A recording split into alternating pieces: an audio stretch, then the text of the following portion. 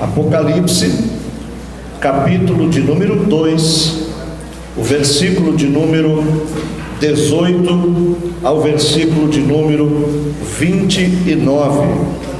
Carta a Tiatira. Os irmãos encontraram, amém? Diz assim a palavra do Senhor: ao anjo da igreja de Tiatira escreve: isto diz o Filho de Deus, que tem os olhos como chama de fogo e os pés semelhantes a latão reluzente. Conheço as tuas obras, o teu amor, o teu serviço, a tua fé, a tua perseverança. Sei que as tuas últimas obras são mais numerosas do que as primeiras. Tenho, porém, contra ti que toleras Jezabel, mulher que se diz profetiza. Com o seu ensino ela engana os meus servos, seduzindo-os a prostituírem e a comerem das coisas sacrificadas aos ídolos. Dei-lhe tempo para que se arrependesse da sua imoralidade, mas ela não quer se arrepender. Portanto, o lançarei num leito de dores, bem como em grande tribulação os que com ela adulteram, caso não se arrependam das obras que ela incita-os. Ferirei de morte os seus filhos, e então todas as igrejas saberão que eu sou aquele que esquadrinha a mente e o coração, e darei a cada um de vós segundo as vossas obras. Digo, porém, a vós os demais que estão em Tiatira, a todos quantos não têm esta doutrina e não conheceram, como dizem, as profundezas de Satanás, que outra carga não porei sobre vós. O que tendes, retende-o até que eu venha. Ao vencedor que guardar até o fim as minhas obras, darei autoridade sobre as nações. Com vara de ferro as regerá, quebrando-as como são quebrados os vasos de oleiro, assim como também recebi autoridade de meu Pai. Também lhe darei a estrela da manhã. Quem tem ouvidos, ouça o que o Espírito diz às igrejas. Amém, meus irmãos?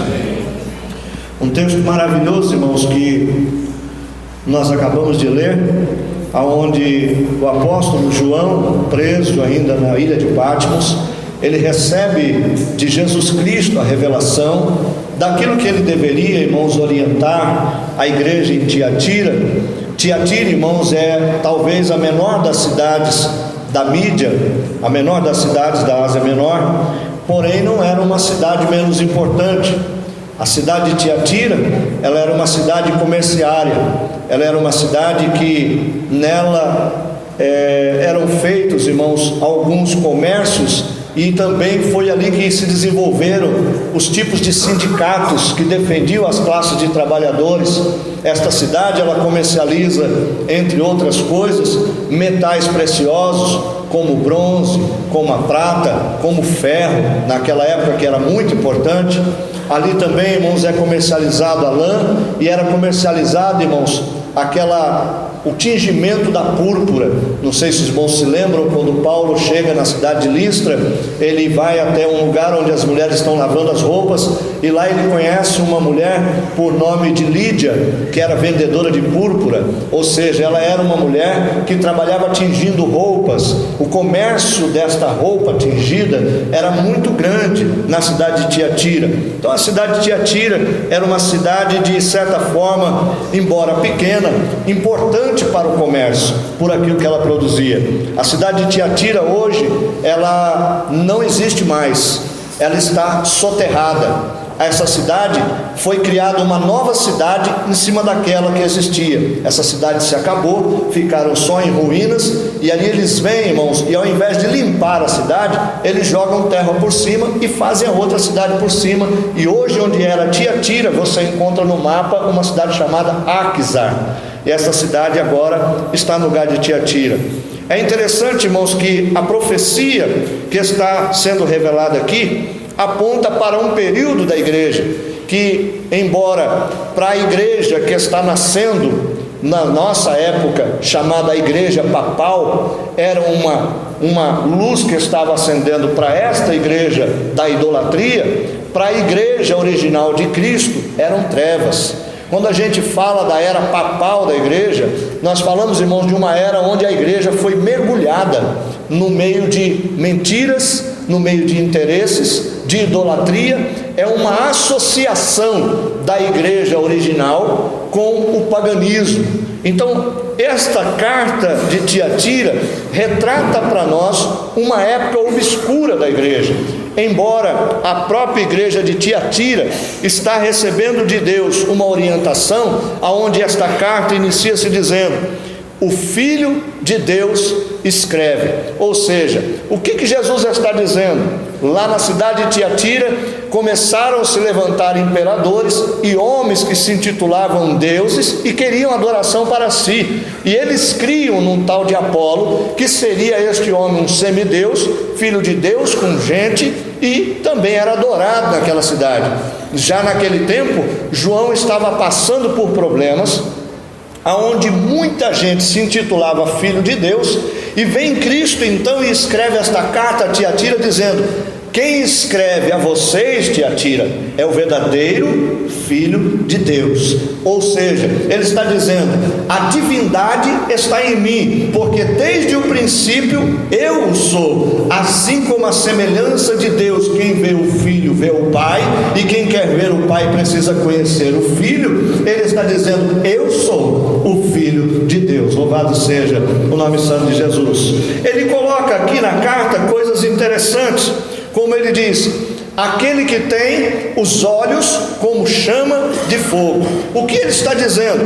Eu, sendo o Filho de Deus, tenho onisciência, e essa onisciência me faz conhecer todas as coisas, o que nos faz entender lá em Hebreus no capítulo 12, que ninguém há que possa estar oculto aos olhos de Deus, nem as menores coisas que fazemos e nem as maiores coisas que fazemos, nem aquelas, irmãos, que fazemos para que todos saibam, e aquelas que também fazemos e escondemos num canto. Não há, irmãos, como esconder isso da presença de Deus. Os olhos dele estão como chama de fogo sobre a sua igreja. Ele contempla a nossa vida por dentro e por fora. Aquilo que fazemos jamais ficará oculto aos olhos do nosso Criador.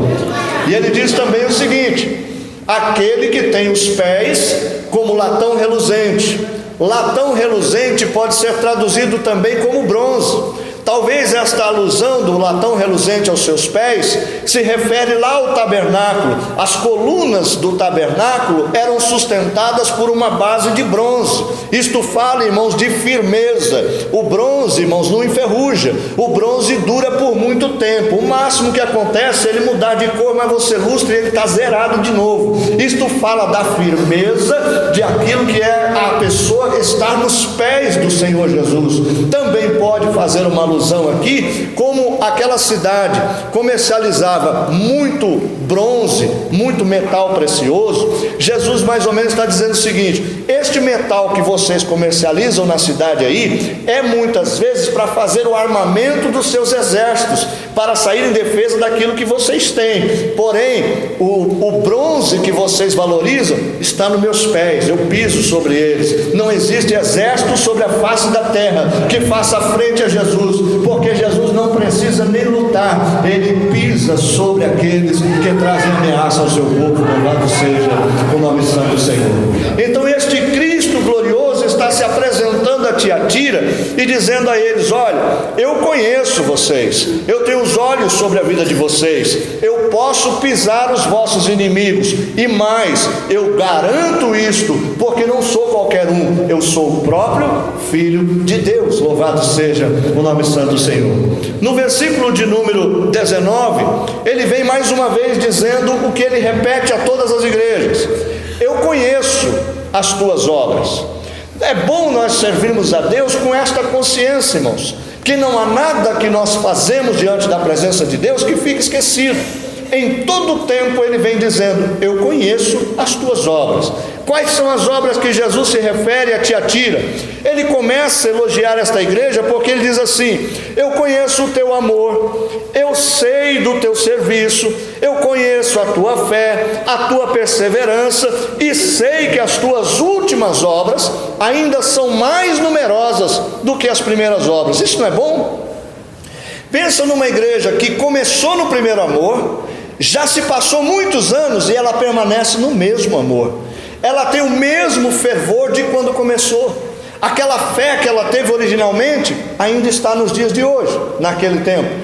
A Bíblia diz que Jesus olha para ela e diz: a sua fé não mudou, vocês não esfriaram, vocês estão trabalhando, e mais, as obras que vocês estão fazendo hoje, porque é muito comum, irmãos, nós começarmos na obra de Deus com todo o gás. A gente tem força, a gente tem ânimo, a gente pega, vamos fazer, e aquele negócio acontece, mas vai passando um tempo, parece que a gente vai se acomodando, vai esfriando um pouquinho, a mornidão chega, a pessoa se acomoda num canto, e as obras vão ficando paradas, e aí você diz assim: olha o resultado disso que é, né? Aí você diz: não, mas é assim mesmo, está todo mundo desanimado. E Jesus está falando assim: a igreja de Tiatira não era assim. Eles começaram fazendo boas obras, porque a fé deles não havia mudado, o amor não se esfriou, eles perseveravam. E aqui está o segredo da vitória de qualquer igreja, porque não adianta, irmãos, nós termos uma bênção por algum tempo, não adianta a gente fazer uma boa obra por algum tempo, não adianta, irmãos, exercer amor para com os irmãos por algum tempo. É necessário que a igreja que serve a Deus, sirva a Deus com perseverança, isto é, com insistência em fazer aquilo que deve ser feito e da maneira correta. Já pensou, irmãos, o que seria de nós servirmos a Deus em todo o tempo, com todo o amor, com todo o carinho, mantendo fé, mas por algum motivo a gente se desanima, se entristece, se desvia, e vem o ceifador e rouba a nossa vida? É triste nós pensarmos, irmãos, que existem muitas pessoas nos dias de hoje que serviram a Deus como nós estamos servindo, que verdadeiramente tinham alegria no coração de fazer a obra de Deus, que você dizia assim: rapaz, pega mais leve. Ele falou: não, eu estou fazendo para Deus. Não, irmão, mas vai devagar, porque o meu pastor dizia o seguinte: devagar também é pressa, né? Mas o que ele queria dizer? A obra de Deus não se faz com correria, a obra de Deus se faz no passo do elefante. Você já viu o elefante? O elefante, irmão, é um passinho de cada vez, mas arranca ele do lugar para você ver, não arranca. Ele vai aqui, ó, a pesada dele, mas ele vai embora, e ninguém tira ele do lugar. E sabe quanto ele viaja por dia? Uma média de 400 a 460 quilômetros por dia, mas naquele passinho dele, vai no ritmo dele ali. Assim é a obra de Deus. Não adianta nós pegarmos, irmãos, e fazermos tudo ao mesmo tempo, e querer destruir, e querer fazer e construir, e vai devagar. Jesus não quer de você nada além daquilo que você pode fazer e ofertar a Deus. O que o apóstolo está dizendo à igreja de Tiatira, ele está dizendo mais ou menos isso: igreja, você está de parabéns. Jesus está dizendo que vocês estão de parabéns, porque vocês permanecem como desde o princípio, e melhoraram ainda com o evoluir dos anos. Com o passar dos anos, ao invés de vocês esfriarem, vocês ficaram mais quentes, porque aquelas obras que vocês faziam e que já eram boas, hoje vocês ainda fazem muito mais do que quando começaram. Louvado seja o nome santo do Senhor. Isso é um sonho de igreja, irmão, não é?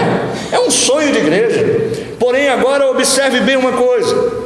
No versículo de número 20, Jesus vem com uma advertência severa, porque ele mostra um contraste muito grande desta igreja, e talvez podemos estar vivendo este contexto.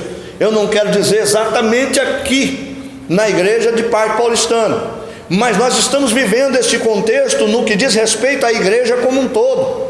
Porque esta igreja que é boa na sua fé, que tem obras maravilhosas, que opera com amor, que faz, irmãos, com perseverança, é uma igreja elogiável, é uma igreja admirável, é uma igreja que agrada o coração de Deus, e certamente agradava o coração dos irmãos. E eu tenho sentido isto aqui, irmãos, de coração eu falo aos irmãos, eu tenho sentido estas qualidades na igreja que nós estamos servindo a Deus. Porém, me preocupa uma coisa: esta mesma igreja de Tiatira, ela estava atravessando por um grande problema, e o problema está no versículo de número 20: tenho contra vós que tolerais a Jezabel, esta mulher que se diz profetiza, mas se coloca no meio de vocês para lançarem prostituições e também coisas sacrificadas a ídolos. Quando nós falamos de Jezabel, não entenda que era uma mulher exatamente, mas se fala do espírito que estava atuando naquela igreja. Quando você fala da Jezabel, não está falando daquele personagem lá de 1 Reis, não está falando daquela novela que passou na Record esses dias, não. Está falando, irmãos, de um espírito que atua no meio das igrejas. Que espírito é este? Para nós entendermos como este espírito atua na igreja, nós precisamos entender quem foi Jezabel. Você encontra a falar de Jezabel lá em 1 Reis, a partir do capítulo 19, 20 até o 21, está falando ali de Jezabel, do rei Acabe.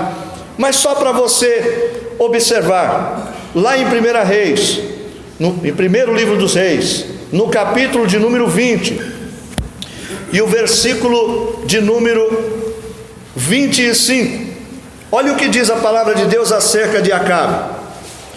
Não houve ninguém como Acabe, que se vendeu para fazer o que era mal aos olhos do Senhor. Por quê? Porque Jezabel, a sua mulher, o incitava. Ele fez grandes abominações, seguindo os ídolos, conforme tudo o que fizeram os amorreus, os quais o Senhor lançou fora da sua possessão de diante dos filhos de Israel. Entenda uma coisa, quem era Jezabel? Jezabel era uma sacerdotisa da deusa Azera. O seu pai deixa eu me lembrar aqui, meu irmão. O seu pai era um rei de Sidom, ele era servo de Baal. Esta mulher, como sacerdotisa da deusa Azera, quem era Azera? Azera era a deusa da sedução e da guerra. Observe, irmãos, que conjunto de coisas perigosíssima.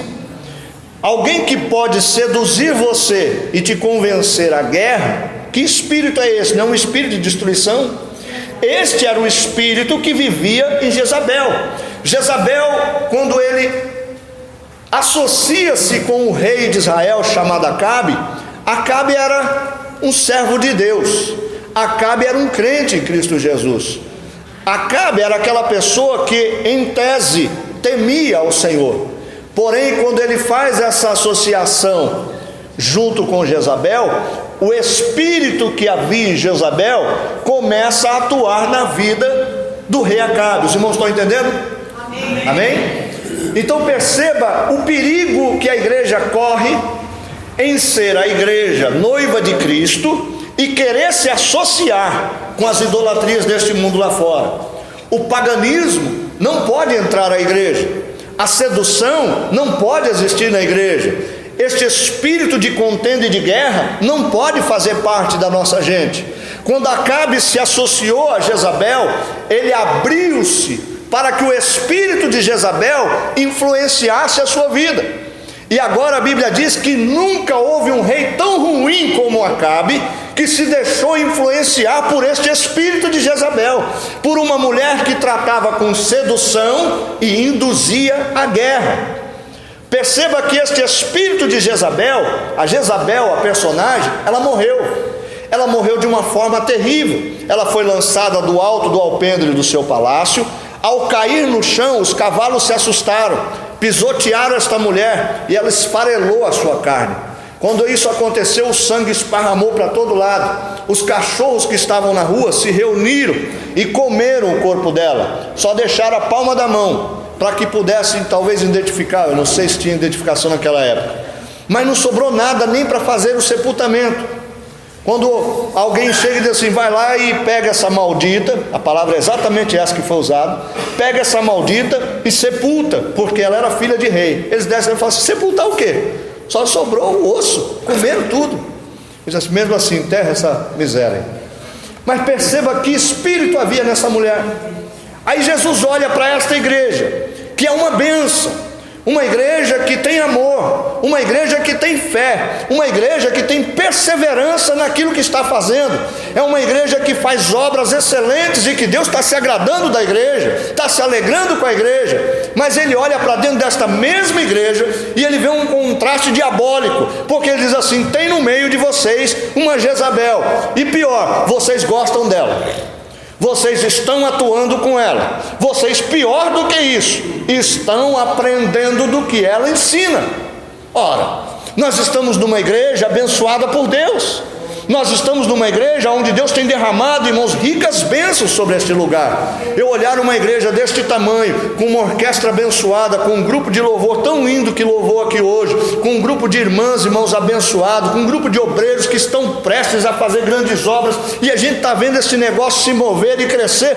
Eu preciso alertar a igreja nesta noite, porque o Espírito de Deus diz: aquele que tem ouvidos, ouça o que o Espírito está dizendo à igreja. Este Espírito de Jezabel não pode entrar nesta casa, louvado seja o nome santo de Jesus, nem a esta casa e nem a esta casa espiritual que somos nós. Então perceba, irmãos, que o espírito de Jezabel, ele age em duas áreas: na sedução e na contenda. É na sedução e na guerra. Entenda uma coisa: todas as vezes que alguém se aproxima de você com muita lisonja, esse negócio do elogio é perigoso. É melhor alguém que diz assim: sabe, você cantou meio desafinado hoje, porque você vai se esforçar em melhorar, do que alguém que fica toda hora te alisando: nossa, como você canta bem, hein? Isso é uma bênção, hein? Nossa, que palavra, pastor, o senhor é maravilhoso. Isso é terrível, porque isso o diabo já faz. Porque o diabo quer que você se exalte mesmo, porque na sua exaltação a ruína vem, porque a soberba precede a queda, mas ao humilde Deus dá graça, louvado seja o nome santo do Senhor. Perceba então que o espírito de Jezabel está trabalhando dentro de uma igreja que é uma bênção, e Deus está dizendo assim: eu tenho contra vós esse negócio. Essa mulher está tendo liberdade no meio de vocês, e pior, vocês estão gostando do ensinamento delas. As prostituições e também as coisas sacrificadas a ídolo estão dentro da sua igreja, e você está fazendo de conta que não vê, tolerando Jezabel. Sabe qual é o grande problema aqui? É esta palavra, tolerância. Está certo, irmãos, que o mundo lá fora está pregando, irmãos, que nós não podemos ser intolerantes. Ora, veja bem, irmão, eu sou um pastor, eu tenho amigos homossexuais, não se escandalize com isso, mas eu tenho.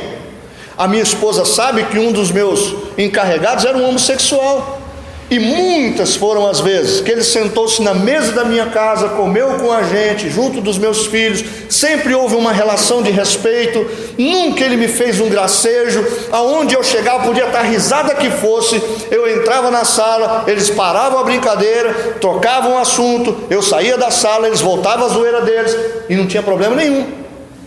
Então perceba, meu irmão, que a tolerância não é conivência. Eu amo o homossexual, mas eu não compartilho da homossexualidade. Se entrar a prostituta aqui, ela é muito que bem-vinda, mas a prostituição que vem com ela fica lá fora.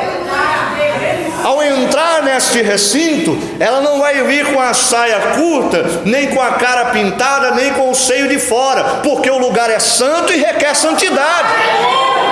Ora, então entra aqui o cantor de rap, e ele vem com a calça, com a cueca para fora, e um boné na cabeça, cheio de corrente, e vai achar que vai...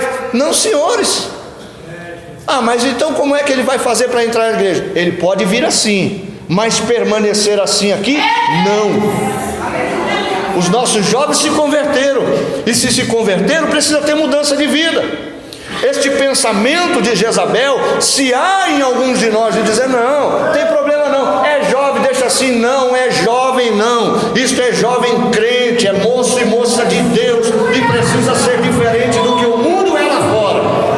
Servir a Deus não é brincadeira, servir a Deus não é uma tarefa fácil, é um desafio, tanto para vocês que são jovens, mas como para nós também que somos mais velhos. É ou não é, irmãs?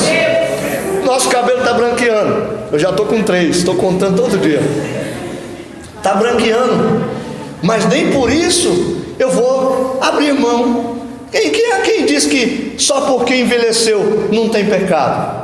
Irmãos, eu tinha um pastor que dizia: os canalhas também envelhecem, né? E é verdade. Tem velho pedófilo, tem velha sem vergonha, que gosta de prostituição, tem. Não se engane não, aquele rostinho de anjo, isso daí não convence ninguém não, irmão. O que nós precisamos é ter vida no altar. O espírito de Jezabel não escolhe a idade em quem ele vai atuar. Se você der lugar, ele entra, ele permanece e ele destrói com a vida do crente. Mas a nossa igreja, vamos pedir graça a Deus para que este espírito nunca entre aqui. E se ele entrou nesta noite, ele sai pelo poder da palavra de Deus, e o nome do Senhor é glorificado em nosso meio. Você crê assim? Diga amém. Em nome de Jesus. Então perceba que este espírito de Jezabel, ele entrou na igreja. A igreja é uma bênção, uma igreja vitoriosa, mas que estava correndo um risco de fracasso. Por quê? Porque em nome da boa vizinhança, do politicamente correto, vamos tolerar isso aí. Deixa isso aí, não tem nada não. Olha, irmãos, vou lhe dizer uma coisa.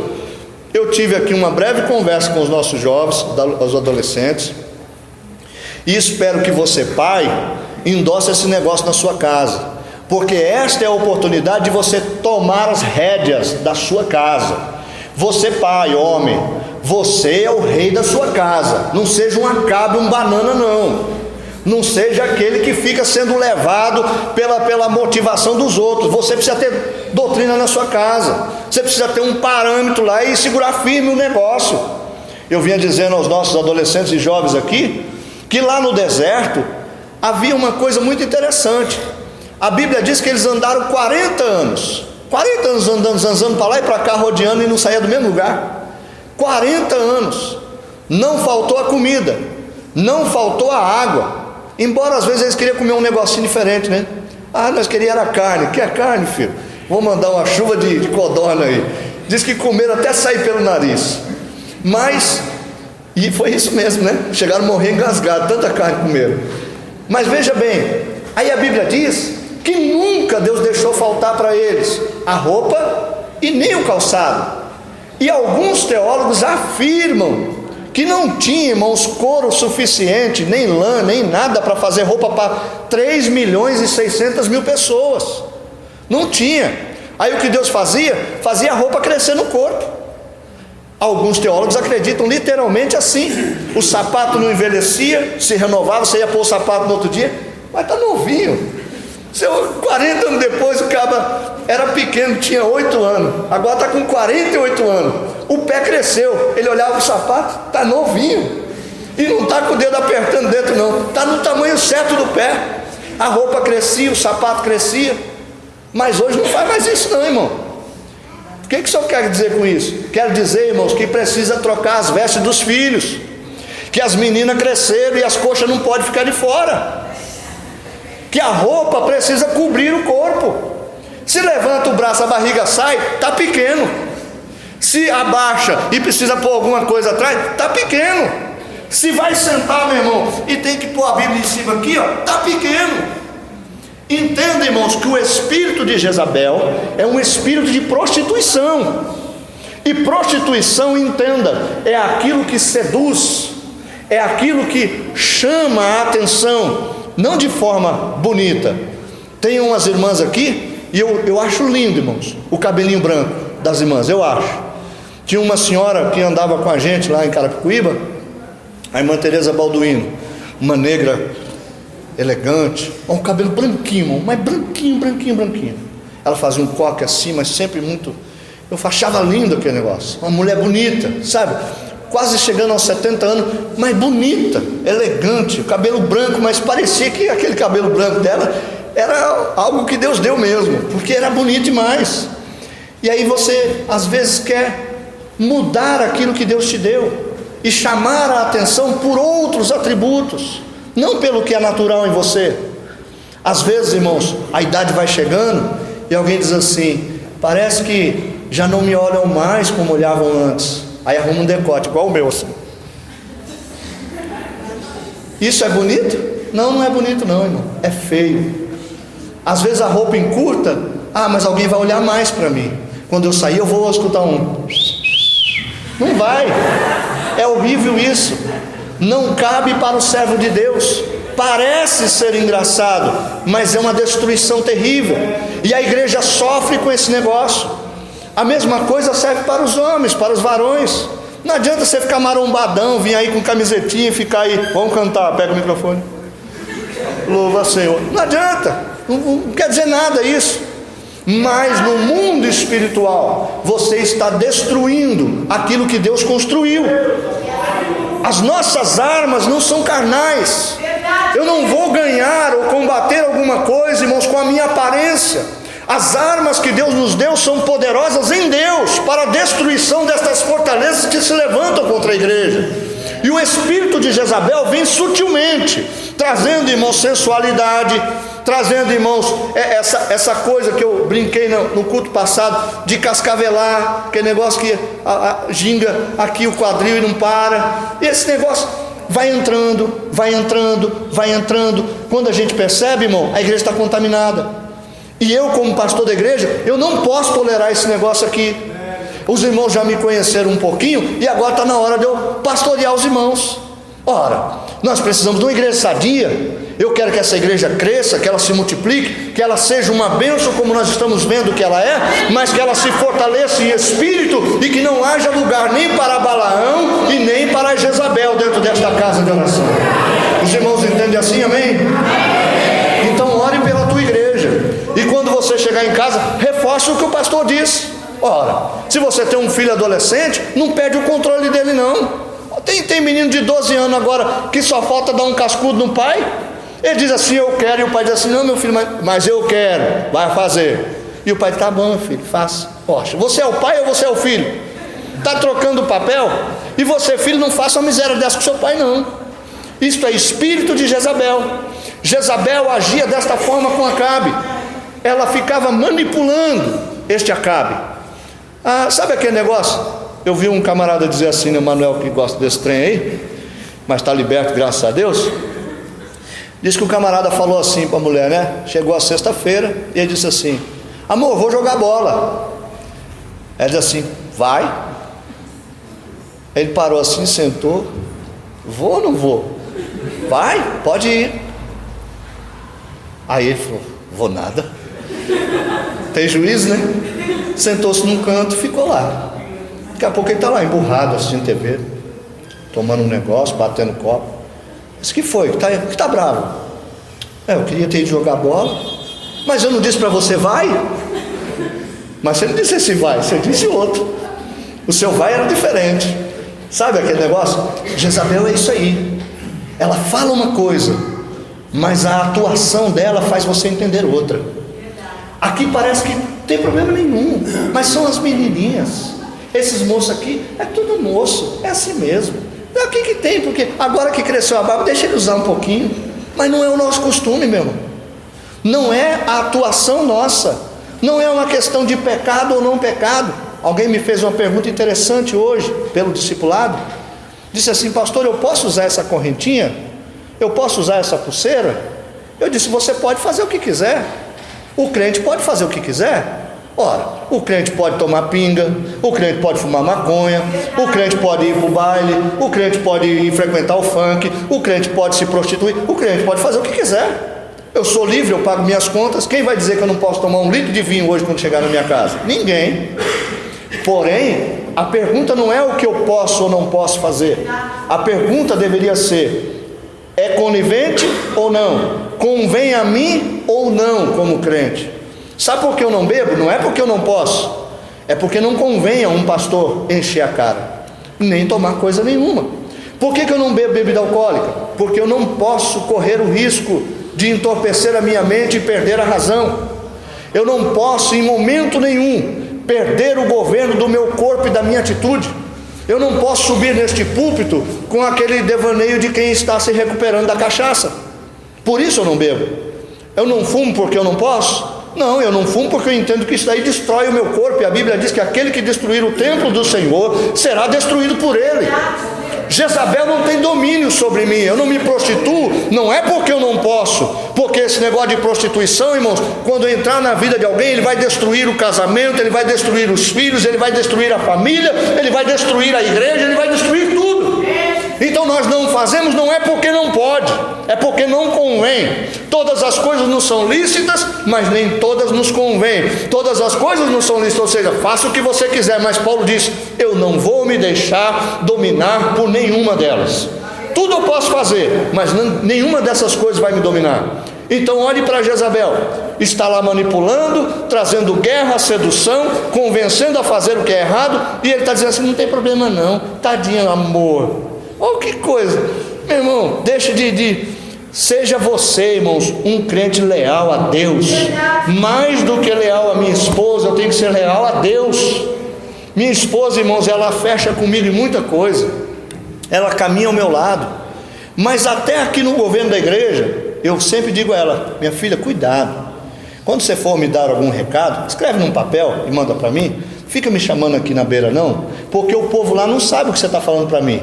De repente pensa que você está mandando eu pregar alguma coisa para eles, ou que você está entregando alguém aqui, ou como eu já vi acontecer, alguém diz assim: a partir de hoje, a nossa irmã Jaqueline vai ser aqui a coordenadora das irmãs. Aí levanta a esposa do obreiro lá, vem aqui na beira do púlpito.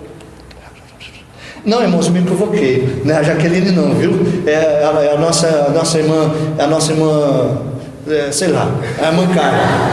E muda na hora. Já viu um negócio desse? O que foi isso aí? Não foi uma influência do espírito de Jezabel? Se na sua casa seja sim, sim, e não, não. Se você serve a Deus, sirva a Deus. Se você serve a outros deuses, então vá após eles. O próprio Josué chamou o povo num concerto e disse assim: olha, eu e a minha casa serviremos a Deus. Se vocês quiserem, vem com a gente. Se não quiserem, procura outro lugar. Foi bem isso que Josué falou. Mas observe que este espírito de Jezabel está atuando nas igrejas, de forma às vezes implícita, de forma discreta, mas existe uma atuação querendo entrar na igreja. Aí eu digo para os irmãos: por que Deus não pega e não manda um raio logo num cabra desse, mata ele, tira do nosso meio? Vamos olhar aqui, olha o que diz o versículo de número, estou lendo 1 Reis, vamos lá em Apocalipse, no versículo de número 21, olha o que disse Jesus acerca desta mulher que foi apelidada de Jezabel: dei-lhe tempo para que se arrependesse da sua imoralidade, mas ela o quê? Não quer se arrepender. Perceba, irmãos, que mesmo alguém que está sob a influência de um espírito tão terrível como esse, Jesus ama ela. Talvez alguém que entrou aqui hoje dizendo da sua própria vida: mas eu sou assim, eu faço tal coisa, não tem como Deus me amar. Deus te ama, nós te amamos. Tudo que Deus tem para a nossa vida tem para você também. Deus tem promessas de restauração. Deus é aquele que transforma, Deus é aquele que restaura, Deus é aquele que restitui o que foi perdido. Deus tem poder para fazer isso e muito mais. Aí você diz assim: mas por que não tira essa gente do nosso meio? Porque Ele está dando tempo para que alguém se arrependa. O amor de Deus é longânimo. Sabe o que é longanimidade? É pegar um problema que existe aqui agora e transferir ele para depois. Eu posso pegar o Abraão num erro aqui e ali falar: Abraão, que presepada é essa que você fez, meu irmão? Mas que coisa terrível. Pega teu instrumento, põe na sacola e some daqui. Posso fazer isso. Mas isso é exercer juízo sem misericórdia. A longanimidade de Deus pega você no erro mais terrível. Aí faz o que? Abraão fez um problema ali, tem um problema ali. Aí Deus fala assim: não põe a mão, deixa Abraão que eu estou cuidando dele. Aí eu, como pastor, sento aqui e fico observando Abraão. Aí a igreja fala assim: o pastor não está vendo não o que esse homem está fazendo aí? É só um exemplo, viu? Não está vendo não? Esse homem fazendo a presepada dessa na cara da igreja, o pastor não faz nada. E Deus mandou fazer? Ora, o pastor não está aqui, irmão, para resolver problema, não. O pastor está aqui para fazer aquilo que Deus determina. É na hora de Deus que nós colocamos a mão em alguma coisa. Aí esse espírito de Jezabel muitas vezes entra em alguns irmãos e vem até o pastor e diz assim: e aí, pastor, não vai fazer nada não? Eu digo: oxe, quem dirige agora o pastor? É um membro da igreja ou é Deus? Ora, A gente não pode se vender por uma situação. Aí você espera, e você está orando lá: Deus, pega esse Abraão e mata ele. Olha, eu posso orar do jeito que eu quiser. Aí eu estou orando lá: Senhor, então converte ele. Mas eu queria ver ele pagar pelo que ele fez.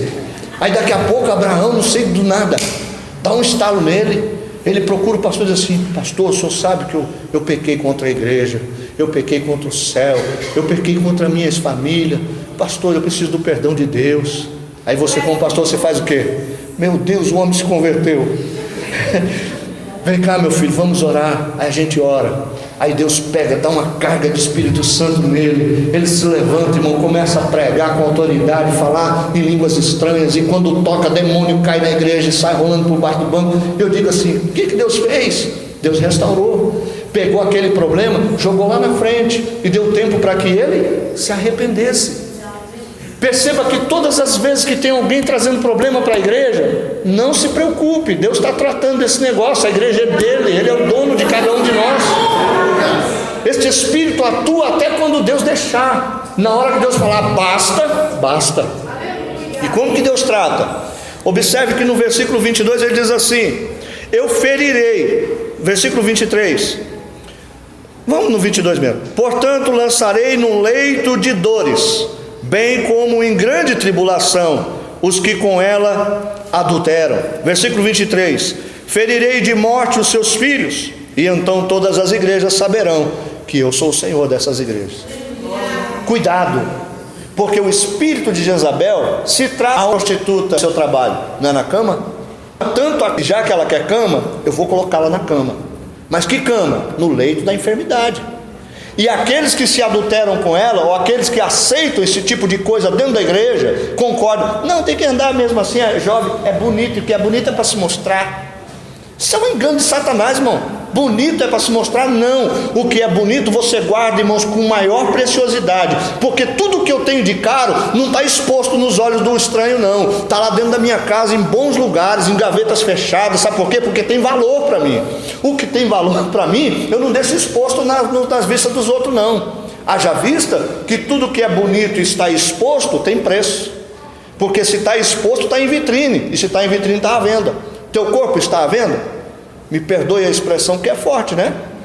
Guarda o teu corpo, guarda as tuas pernas, guarda o teu busto, guarda o teu cabelo, guarda a tua boca, guarda o teu coração, guarda tudo que Deus tem te dado, porque tem grande valor para o Senhor. Perceba uma coisa: eu vou ferir e vou lançar na cama da enfermidade. Ama tanto a cama da prostituição que vai parar na cama da enfermidade. Deus pode pegar uma coisa que a gente ama muito e, achando que é bênção, fazer enxergar que é uma maldição sem fim. E diz mais: cuidado quando você é adepto de seguir alguns pensamentos ou costumes alheios, porque isso pode trazer malefícios para a sua posteridade. Você hoje, como pai, diz assim: não tem nada não, deixa isso aí que eu estou falando, eu sou o pai de casa, o pastor manda na casa dele, na igreja, aqui mando eu. Problema seu. Porém, a Bíblia diz que aqueles que aderiram ao adultério de Jezabel, os seus filhos serão mortos. Percebe o peso dessa palavra? Mas então Deus mata os filhos? Não, meu irmão, a morte aqui é espiritual. Se o pai não é uma referência dentro da sua casa, se a mãe não tem, irmãos, nada para ofertar de Deus para os filhos, esses filhos vão crescer mortos na presença de Deus. Eles não têm nada de Deus, eles não podem ofertar nada ao Senhor. Sabe por quê? Porque estão mortos espiritualmente, porque não viram dos pais exemplo nenhum a ser seguido. Está pesado demais a mensagem? Dá para continuar, irmão? Dá para continuar um pouquinho? Então vamos terminar o negócio aqui. Perceba bem, irmãos, que o versículo 24, ele vai dizer o seguinte: digo, porém, a vós os demais, olha que bênção, embora a igreja como um todo possa estar sofrendo esta contaminação da influência do espírito de Jezabel, ele está dizendo assim: mas vocês que estão aqui hoje, os demais que não se contaminaram com isso, se você dentro do teu coração, até um pouco contrariado com o que você está ouvindo, mas você está dizendo assim: o pastor está certo, É verdade isso aí que ele está falando. Se isso existe em você um pouquinho aqui hoje, deixa esse negócio expandir. Porque a Bíblia está dizendo assim: aqueles que não se venderam, aqueles que não aceitaram esse ensino de Jezabel, que perseveraram, perceba de novo a palavra perseverança aí, precisa ter perseverança. Não adianta fazer tudo de bom na vida, mas em determinado momento você larga de mão, vira as costas e vai embora. Porque tudo que você fez, se você abandonar em dado momento, perdeu-se o valor. A Bíblia diz que Deus não tem prazer na morte do ímpio. Não tem prazer. Deus não quer que ninguém morra, por isso ele dá tempo de se arrepender. E o justo, na sua justiça, se ele morrer, ele está nas mãos de Deus. Mas o justo que praticou justiça a vida inteira, se no dia em que ele tropeçar, ou seja, que ele cair da fé, que ele se desviar, ele vier a morrer, toda a justiça que ele praticou é apagada. Percebe que se não houver perseverança, você perde o prêmio da salvação? A salvação é tua, foi dada por Deus, é de graça, é só pegar. Por que não tem crente salvo? Porque tem crente que não crê na salvação. Por que não tem gente que goza dos mesmos benefícios que a gente? Porque não quis aceitar a Jesus. É simples, a salvação é de todos, mas por que todos não têm? Porque não levantaram as mãos dizendo: eu aceito este Cristo como único e Senhor e Salvador da minha vida. Se não fizer isso, não tem salvação. Então observe que ele está dizendo: mas a vós, os demais, que não estão contaminados com esse tipo de pensamento, retenha firme aquilo que você já tem, que é o que? A fé, o amor, as boas obras e tudo que ele falou lá no começo. Retenha firme isso. Eu não vou colocar coisa nenhuma além disso sobre vocês. Não tem carga, não tem peso. Ninguém aqui é obrigado a fazer nada. Se você já vem fazendo uma boa obra, permaneça fazendo esta boa obra. É só isso que Deus espera de você. Quantos estão entendendo a palavra? Amém. Observe para nós terminarmos.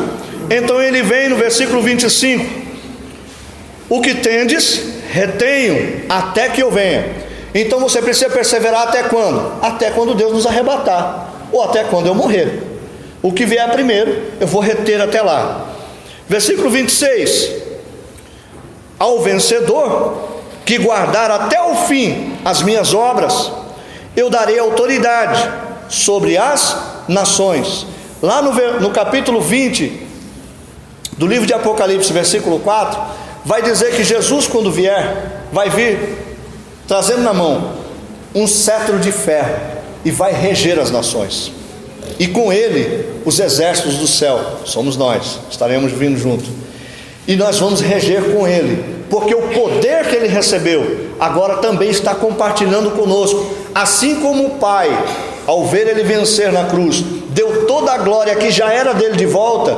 Quando nós vencermos estas lutas que estamos passando aqui, ao chegarmos no céu, vamos receber de Deus também um cetro de ferro, vamos reger estas nações que são endurecidas contra nós, e vamos quebrá-las como vaso de barro. Sabe, irmão, imagina, qual é a pior nação do mundo aí? Sabe qual é os Estados Unidos? Os bichos são terríveis, né? Eles submetem todo mundo. Mas naquele dia, eu como um crente vencedor, eu vou dizer assim: ó, você é presidente dos Estados Unidos, baixa a cabeça e vai fazer o que eu mando, viu? Porque Jesus me deu autoridade sobre vocês. Vai ser lindo demais, irmãos. Nós vamos dar aquela esnobada do ano. Quando alguém dizia assim: ah, vai um crente tonto ali, ó, carregando a Bíblia, todo dia está indo para a igreja, ah, que bobão, cheio de coisa acontecendo, e eu estou aqui, ó, todo dia perseverando nessa luta. Mas naquele dia, irmãos, quando o galardão chegar, oh, louvado seja o nome do Senhor, nós vamos, irmãos, ser dominadores, nós vamos ser governadores, presidentes, nós vamos estar na direção deste mundo, e o Senhor vai nos dar autoridade e poder para despedaçar o poder dessas nações debaixo dos nossos pés. Para não parar aqui, ele diz assim: e ao que vencer, eu darei a estrela da manhã. A estrela da manhã é o próprio Jesus. Só que aqui a estrela da manhã se revela de outra maneira. É interessante que um texto que nós lemos aqui, eu pulei essa parte, mas eu quero voltar. Deus está dizendo que conhece a nossa vida, examina a nossa mente e o nosso coração. Lembra que nós lemos isso? A tradução mais correta é: ele examina os nossos rins e o coração. Alguém tem essa tradução da Bíblia aí? Ele examina os nossos rins e o coração. O que Jesus faz, irmãos, quando Ele olha para nós? Ele não examina o meu exterior. Às vezes eu entro aqui, irmão, estou de cara feia, porque eu estou passando um monte de problema. Aí eu entro aqui, eu estou culto inteiro, eu não saio um glória. Mas lá dentro do meu coração, eu estou dizendo: Senhor, recebe a minha adoração. Eu não tenho nem força para glorificar. E Jesus está esquadrinhando o quê? O meu rim e o meu coração. Ele está conhecendo a minha vida na essência, lá nas minhas entranhas. Deus entra em mim lá onde está doendo. É só Ele que chega lá. Aí diz assim: e eu sei que mesmo na luta e na dor que você está passando, você está perseverando na minha presença, meu filho. E se você continuar assim até o final, você vai receber de Deus a estrela da manhã. Não só a presença do Cristo plena na sua vida, mas a revelação de uma glória futura que nos há de ser revelada. É uma manifestação de Deus que está reservada somente para os crentes salvos, que vão alcançar a glória. É para mim e é para você. E quem tem ouvidos, ouça o que o Espírito Santo está dizendo à igreja desta noite. Vamos nos colocar de pés. Eu quero orar por você, mas eu queria nesta noite fazer um apelo para você que entrou a esta casa e ainda não é crente em Cristo Jesus. Você quer entregar a sua vida a Jesus? Você quer aproveitar este tempo de arrependimento que Deus lhe deu e quer voltar à presença de Deus? Não deixe o espírito de Jezabel influenciar na sua decisão e te afastar da presença de Deus.